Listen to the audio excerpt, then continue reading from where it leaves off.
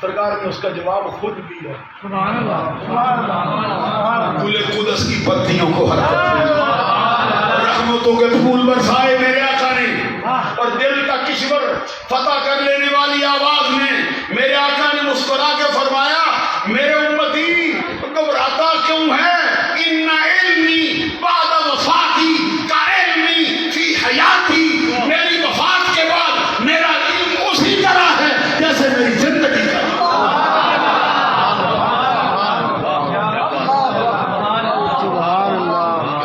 ایک جگہ پہ میں نے تقریر کی, میرے استاد محترم کے ساتھ آگے وہ پنجاب کے جنوب کے خطے میں ہم گئے. میں نے تقریر کی, مجھے مضمون حاضر ناظر کر دیا گیا. تو میں نے کہا اس سے معلوم ہوا کہ سرکار کے سامنے مثل کف دست پڑی ہے, سرکار اس کے ناظر ہیں. تو یہ پوری کائنات حاضر ہے. تو میں تقریر کر کے بیٹھا نا, تو میرے استاد نے مجھے بلا کے فرمایا آدھا مسئلہ کیا ہے, مسئلہ نہیں میں خدا کبھی مسئلے کو سمجھو نا. اسی وقت مجھے بلا کے فرمایا, یہ ہے استاد, یہ ہے مہربانی. بلا کے مجھے فرمایا آدھا کر کے چھوڑ دیا ہے. میں نے کہا حضور ان کی سمجھ سے ذرا بات بالا تر کی میں رہ گیا. کہتے ہیں آگے تو کیا کہنا چاہتا تھا, بول نا مجھے, تاکہ مجھے چین آئے کہ تجھے مسئلہ آتا ہے. تو نے آدھا مسئلہ کیا نا, اب کیا ہوا؟ سرکار ہے ناظر اور یہ کائنات ہے ساری حاضر.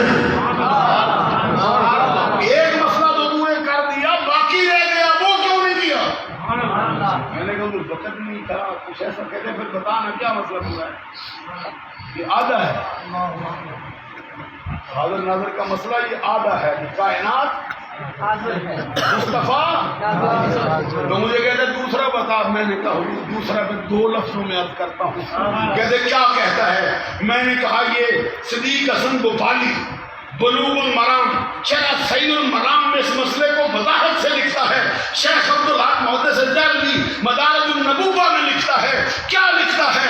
بعض عرفا گفتان کہ ای خطاب وجہت سریان حقیقت محمدیہ در ذرائع موجودات و افراد ممکنات. پس حضرت صلی اللہ علیہ وسلم ذوات مسلیان موجود ہو حاضر است. پس مسلی باید کہ عدی مانا اگا باشد و عدی شہود غافل نبود تابع انوار قرب و اسرار معرفت و متنور فائد گردن. کیونکہ آپ کی زبان نہیں تھی, آپ کو سمجھ نہیں آئی میں نے کیا.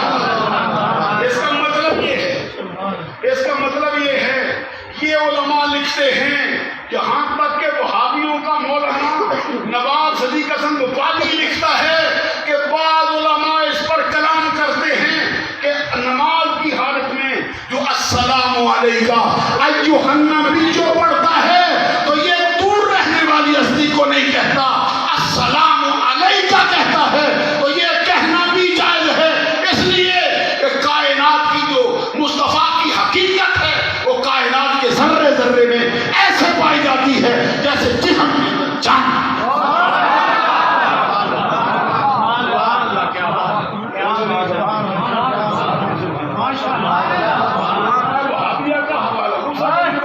شان مصطفیٰ بیان ہو کائنات میں سرکار کی حقیقت,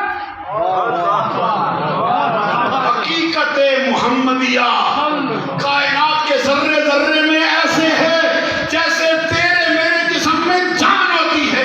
جان نکلے بندہ مردہ ہوتا ہے. مصطفیٰ کی حقیقت کائنات کی زندگی کا مسئلہ.